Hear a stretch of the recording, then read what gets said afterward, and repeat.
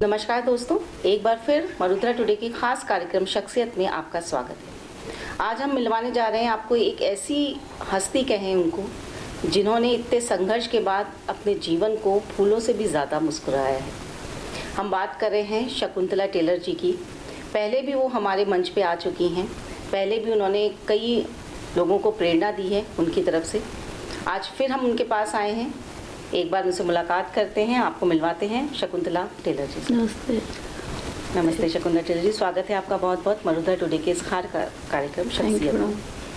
Ma'am, आज से 2007 में आप कैंसर से ग्रसित हुई थी, 2006 में। जी हाँ, 2006 में पता चला था। 2006 से लेके 2007 तक हमें इसका ट्रीटमेंट करवाना पड़ा था। 2006 से लेके 2007 तक हमें इसका ट्रीटमेंट करवाना पड़ा था। फर्स्ट ऑपरेशन हमारा बाड़मेर में बालोतरा हुआ था, उसके बाद जयपुर एसएमएस में और बीकानेर के बीच हमारा ट्रीटमेंट चला। मैम, जब आपको मालूम पड़ा कि आप कैंसर, जब आपको डायग्नोस हुआ, उस वक्त आपके ऊपर क्या बीती थी? मैम, उस टाइम जब पता चला था, उस टाइम पे जब डॉक्टर ने बताया था, उस टाइम अकेले थे हम, हमारे साथ कोई भी नहीं था और पाँव के नीचे से ज़मीन सरक गई थी, क्योंकि हमारी बेटियाँ बिल्कुल छोटी थी। छोटी बेटी 2.5 साल की थी, तो बिल्कुल एकदम यूँ लगा था कि खुद के लिए तकलीफ़ नहीं हुई, बच्चों के लिए तकलीफ़ हुई कि इनका क्या होगा। और उस मोमेंट पे बिल्कुल अकेले थे जब ये न्यूज़ हमें सुनने को मिली थी। डॉक्टर जीसी बडेरा ने हमें बताया था, लेकिन उन्होंने बताने का तरीका उनका इतना अच्छा रहा। इसी को बोला, मैडम 10 साल आराम से जी लोगे, परेशान मत हो। उनके कुछ ये शब्द ही थे मोटिवेट, कि हमें हिम्मत मिली जीने के लिए। और बहुत बुरी तरह से स्ट्रगल रहा। कुछ जॉब थी बाड़मेर, परिवार था किशनगढ़, ट्रीटमेंट चल रहा था एसएमएस और बीकानेर, एसएमएस, किशनगढ़ और बाड़मेर के बीच में हम बट गए थे। हमारा बैग खाली नहीं हुआ था, क्योंकि हम लास्ट तक इतने परेशान हो गए थे कि कहाँ कहाँ जाया जाए, कितना रन किया जाए। जॉब करना भी ज़रूरी था, जॉब नहीं करते तो पेमेंट नहीं मिलता तो ट्रीटमेंट नहीं करा पाते, और ट्रीटमेंट भी लेना ज़रूरी था। रेडिएशन हो रही थी, बीकानेर ट्रीटमेंट चल रहा था, जयपुर।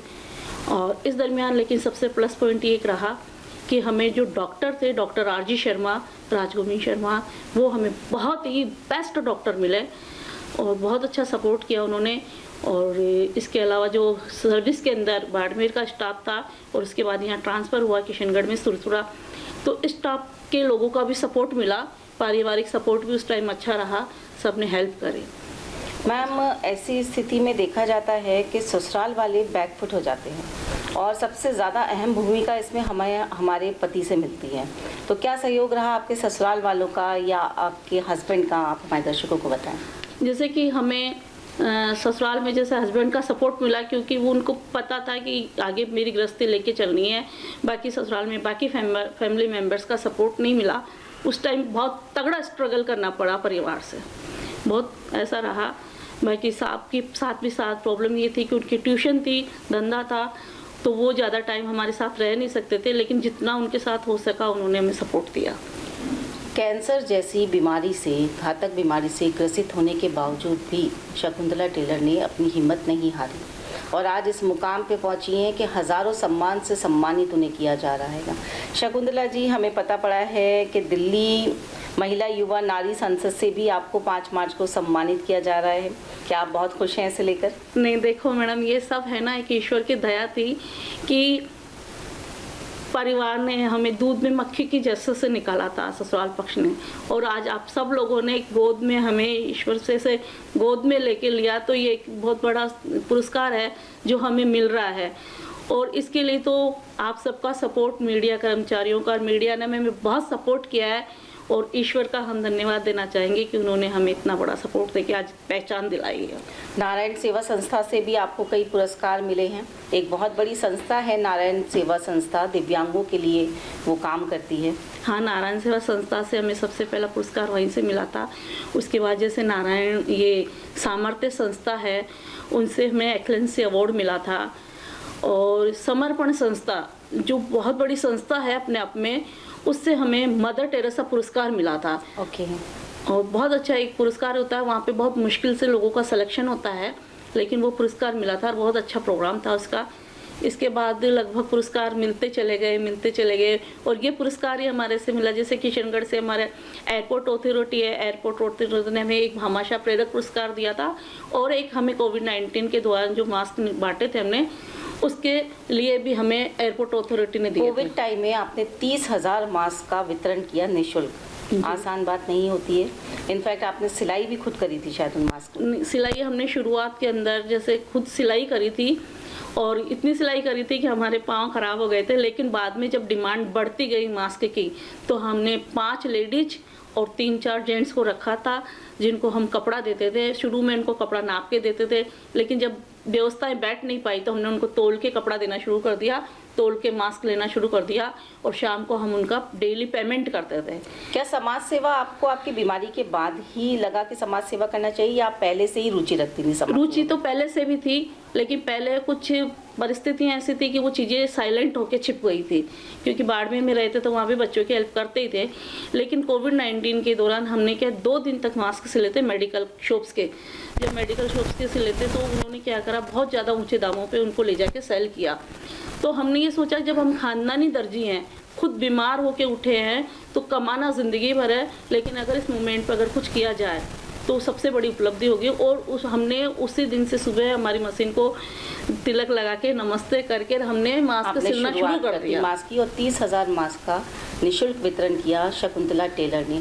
आपको नगर परिषद किशनगढ़ ने भी सम्मानित किया है? बिल्कुल, नगर परिषद ने भी सम्मानित किया। कोविड-19 के दौरान अजमेर के जिला कलेक्टर प्रकाश जी पुरोहित और कैलाश जी ने हमें सम्मानित किया था।